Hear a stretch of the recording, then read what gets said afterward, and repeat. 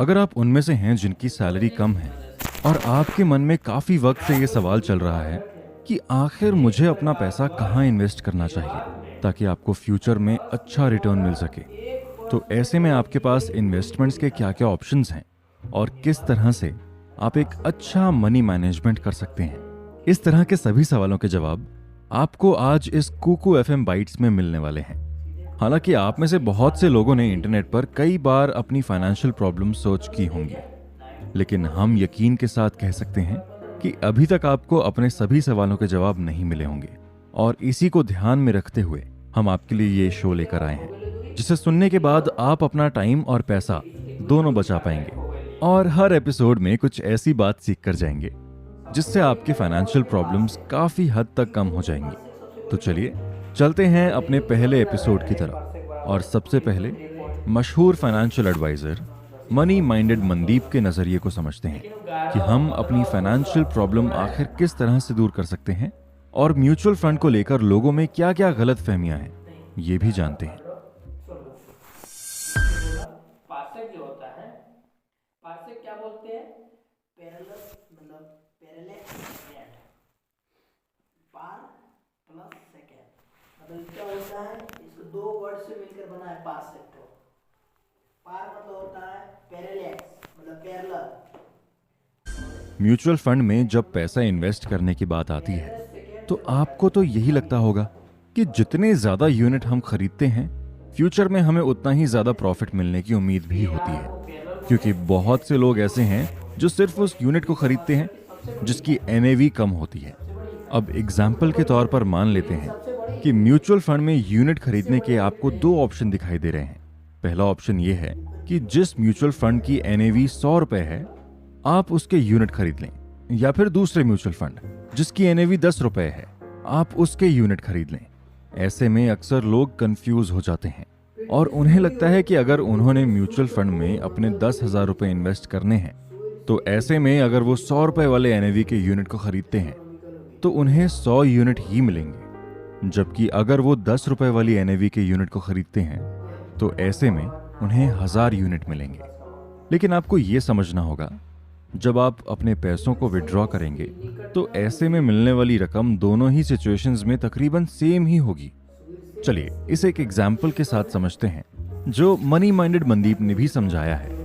Example के तौर पर दोनों ही तरह के यूनिट साल में 30% से ग्रो करते हैं, तो ऐसे में जिस यूनिट की एनएवी 100 रुपए थी वो बढ़कर 130 रुपए हो जाएगी, और जिस यूनिट की एनएवी सिर्फ 10 रुपए थी उसकी वैल्यू अब बढ़कर 13 रुपए हो जाएगी।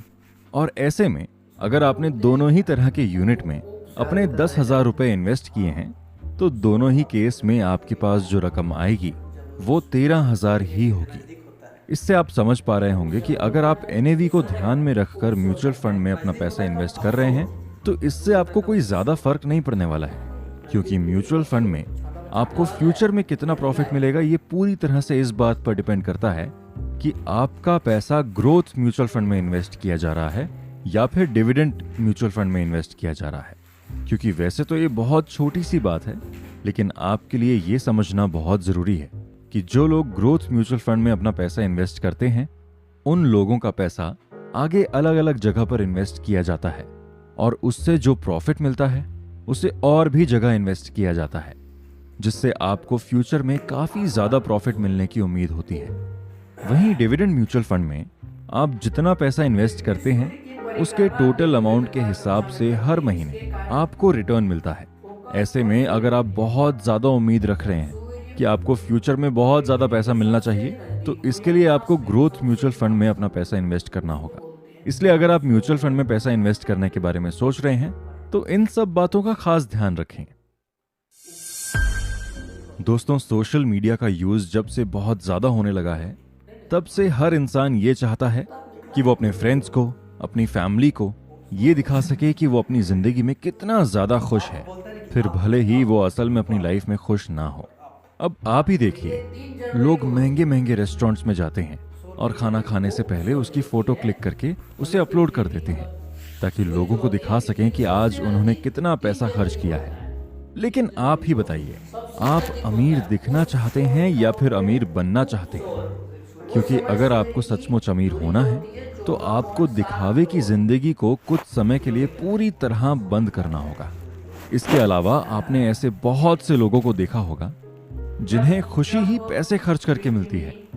आपके फ्रेंड सर्कल में भी आपका कोई दोस्त ऐसा होगा जिसका जब भी मूड ऑफ होता है तो वो शॉपिंग करने चला जाता होगा और शॉपिंग करके उसे काफी अच्छा महसूस होता होगा।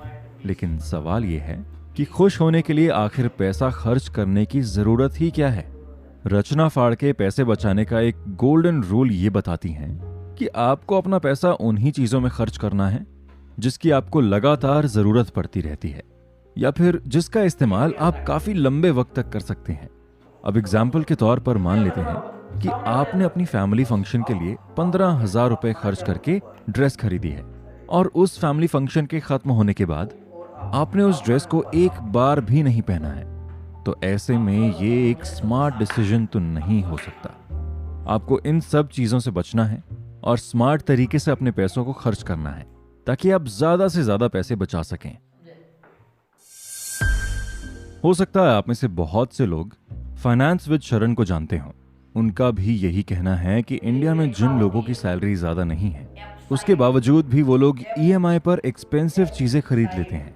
और ये बात तो आप भी बहुत अच्छे से जानते हैं कि जब भी हम कोई चीज ईएमआई पर खरीदते हैं तो हमें असल में उसके एक्चुअल प्राइस से ज्यादा पैसे पे करने पड़ते हैं। अब हम लोगों को तो ये नहीं कह सकते कि आपकी सैलरी बहुत कम है इसलिए आपको महंगी चीजें नहीं खरीदनी चाहिए। अगर आप ऐसा कर लेते हैं तो ये बहुत अच्छी बात है, लेकिन इसके बावजूद भी अगर आप अपनी शॉपिंग करने की आदत को नहीं बदल पा रहे हैं तो इसके लिए आपको कुछ बातों का ध्यान रखना है। सबसे पहली और सबसे जरूरी बात यह है कि आजकल हम कुछ भी खरीदने की सोचते हैं तो सबसे पहले ऑनलाइन प्लेटफॉर्म पर जाते हैं और वहीं से ऑनलाइन पेमेंट करके हम कुछ भी प्रोडक्ट खरीद लेते हैं और उस प्रोडक्ट का अलग अलग ऑनलाइन प्लेटफॉर्म्स पर कंपैरिजन नहीं करते हैं, जो कि हमारी सबसे बड़ी गलती होती है। अगर आप अपनी मेहनत के कमाए हुए पैसों को बचाना चाहते हैं तो इसके लिए आपको अपने पैसे ऐसे ही हर जगह वेस्ट नहीं करने हैं। आपको जिन चीजों की सबसे ज्यादा जरूरत है आपको उन्हीं चीजों को खरीदना है। और अगर आप गैर जरूरी चीजों को खरीद भी रहे हैं तो कम से कम ये जरूर देख लें कि ऑनलाइन और ऑफलाइन मार्केट में वो प्रोडक्ट कितनी कीमत में बिक रहा है। यानी कम वर्ड्स में कहें तो आपको अपना पैसा खर्च तो करना है, लेकिन बहुत स्मार्ट तरीके से खर्च करना है ताकि पैसे खर्च करने के बाद आपको अफसोस ना हो। इसके अलावा आप यंग एज में कैसे मिलियनेयर बन सकते हैं और उसके बारे में मशहूर फाइनेंशियल एडवाइजर पुष्कर राज ठाकुर का क्या कहना है, आइए नेक्स्ट एपिसोड में इसी के बारे में थोड़ा डिटेल में जानते हैं। दोस्तों, इस कुकू एफएम बाइट्स में हमने आपको पैसा बचाने के, पैसा कमाने के और उसे सही जगह इन्वेस्ट करने के कई तरीके समझा दिए हैं। लेकिन ये सभी चीजें तभी अच्छे से वर्क कर पाएंगी जब आपके अंदर डिसिप्लिन होगा। और डिसिप्लिन इंसान के अंदर तब आता है जब वो फिजिकली पूरी तरह फिट महसूस करता है। और ये हम इसलिए कह रहे हैं क्योंकि आपके डिसीजन में आपके माइंड का बहुत बड़ा रोल होता है कि आप किस तरह से सोचने वाले इंसान हैं और आपने अपने माइंड को टफ सिचुएशन के लिए किस तरह से प्रिपेयर किया है। अब मान लेते हैं किसी इंसान का माइंड हमेशा नेगेटिव चीजों के बारे में ही सोचता रहता है, तो ऐसे में कहीं ना कहीं उस इंसान का माइंड इस तरह से प्रिपेयर होने लगता है कि उसे पॉजिटिव चीजों में भी नेगेटिविटी दिखने लग जाती है। अब आप ही बताइए, अगर किसी इंसान ने कभी करोड़पति बनने का सोचा ही नहीं है तो क्या वो कभी करोड़पति बन पाएगा? फिर भले ही वो अपनी लाइफ में कितनी भी मेहनत क्यों ना कर रहा हो, क्योंकि हर बड़े सफर की शुरुआत सिर्फ एक आइडिया से होती है और वो आइडिया हमारे माइंड में ही डेवलप होता है। इसीलिए फाइनेंशियल एडवाइजर पुष्कर राज ठाकुर ने भी ये बात कही है कि अगर आप यंग एज में मिलियनेयर बनना चाहते हैं तो इसके लिए सबसे जरूरी चीज ये है कि आप सुबह जल्दी उठें और कोशिश करें कि सूरज उगने से पहले ही आप अपना बिस्तर पूरी तरह छोड़ दें, क्योंकि तब आपको ये महसूस होगा कि जब पूरी दुनिया सो रही है तब आप अपने सपनों को पूरा करने के सफर के लिए पूरी तरह तैयार हैं। और सुबह के वक्त आप प्लान कर पाएंगे कि आज आपको दिन भर क्या क्या करना है, जिससे आप अपने सपनों के और भी करीब पहुंच सकते हैं। और इसी तरह से आपकी लाइफ में डिसिप्लिन आएगा, जो कि एक सक्सेसफुल इंसान की सबसे बड़ी पहचान होती है। इसके अलावा आपको खुद को एक डेडलाइन देनी है कि आपको आपको अपने गोल कितने समय के अंदर अचीव करने हैं, क्योंकि आप जब ऐसा करेंगे तो आपको कभी भी थकान महसूस नहीं होगी। और अगर आपको ऐसा लगेगा भी तो आपको अपनी दी हुई डेडलाइन याद आएगी और आप दोबारा उठकर अपने सपनों को पूरा करने के लिए निकल पड़ेंगे। और सबसे ज़रूरी चीज़ ये है कि अगर आप अपने अर्ली 20s में हैं तो ये कोशिश करिए कि आप ज़्यादा से ज़्यादा स्किल सीखें, क्योंकि आज के ज़माने में कोई भी आपसे ना तो डिग्री मांगता है, ना ही आपसे कोई सर्टिफिकेट मांगता है। सब यही पूछते हैं कि आपको क्या करना आता है। और ऐसे बहुत सारे लोग हैं जो सिर्फ अपना स्कूल खत्म करने के बाद आज करोड़ों रुपए कमा रहे हैं। इसलिए स्किल सीखना आपके लिए सबसे ज्यादा जरूरी है। और आज के ऑनलाइन जमाने में तो ये आपके लिए कोई बड़ी बात भी नहीं होनी चाहिए। दोस्तों, हम मिडिल क्लास फैमिली से बिलोंग करने वाले लोग ये बात बहुत अच्छे से जानते हैं कि हमारी ज्यादातर परेशानियां पैसों के आने से दूर हो सकती हैं। और जब हमारे पास पैसा नहीं होता तो हम लोन लेने के बारे में सोचते हैं। और अजीब बात तो ये है कि अमीर लोगों के मुकाबले मिडिल क्लास फैमिली के लोगों को लोन लेते वक्त ज्यादा इंटरेस्ट देना पड़ता है। और मान लो हमने लोन ले भी लिया और उसके बाद हमारी एक परेशानी तो दूर हो जाती है, लेकिन उसकी जगह अब हमें लोन की टेंशन सताने लगती है। इसलिए फाइनेंशियल एडवाइजर अक्षत श्रीवास्तव, जिनके यूट्यूब पर 1 मिलियन से ज्यादा सब्सक्राइबर्स हैं, उनका भी यही कहना है कि अगर आप मिडिल क्लास ट्रैप से बाहर निकलना चाहते हैं तो पहले आपको लोन लेने से खुद को बचाना होगा। आपको तब तक लोन नहीं लेना है जब तक आपको उसकी बहुत ज्यादा जरूरत ना हो। लोन लेने की जगह आपको ये कोशिश करनी है कि आप जो भी काम कर रहे हैं, जिस तरह की जॉब में हैं, आप वहां से किसी तरह से ज्यादा अर्निंग कर सकते हैं और अपनी मेहनत के दम पर थोड़ा ज्यादा पैसा कमा सकते हैं। अगर आप अपनी जॉब से अपने लिए इनफ पैसे नहीं कमा पा रहे हैं तो आप कोई नई स्किल सीख के अपनी जॉब के साथ साथ फ्रीलांस काम भी कर सकते हैं, ताकि वहां से आपकी पैसिव इनकम जनरेट होती रहे।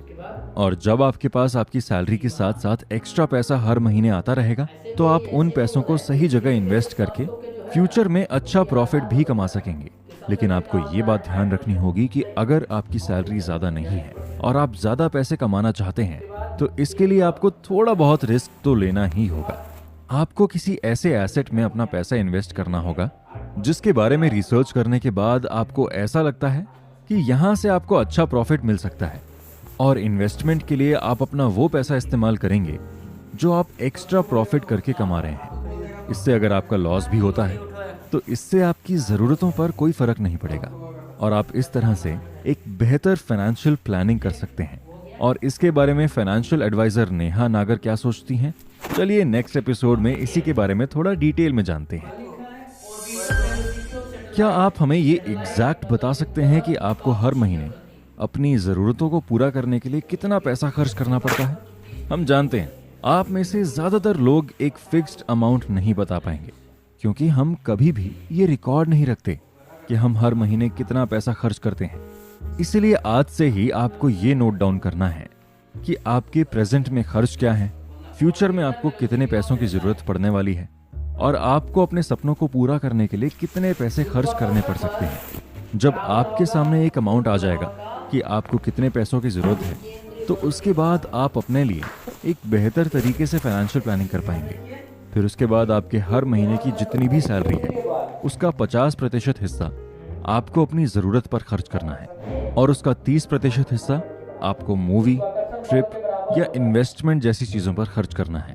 क्योंकि हमें सिर्फ पैसा ही नहीं कमाना बल्कि अपनी लाइफ को एंजॉय भी करना है। और उसके बाद आपकी सैलरी का जो 20% हिस्सा बचेगा उससे आपको सही जगह इन्वेस्ट करना है।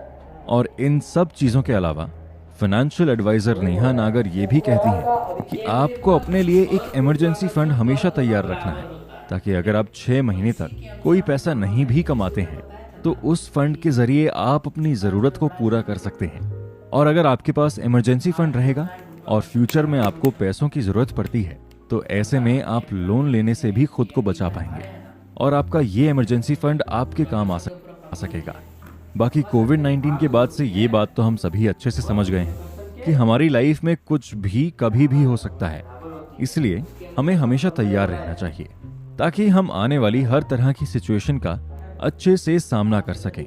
और इसके लिए भी बहुत ज़रूरी है कि आप अपना हेल्थ इंश्योरेंस भी ज़रूर कराएं, क्योंकि कई बार ऐसा होता है कि इंसान अपनी पूरी लाइफ पैसा कमाने में निकाल देता है और कई बार बीमारी उसका सारा पैसा खर्च कर देती है।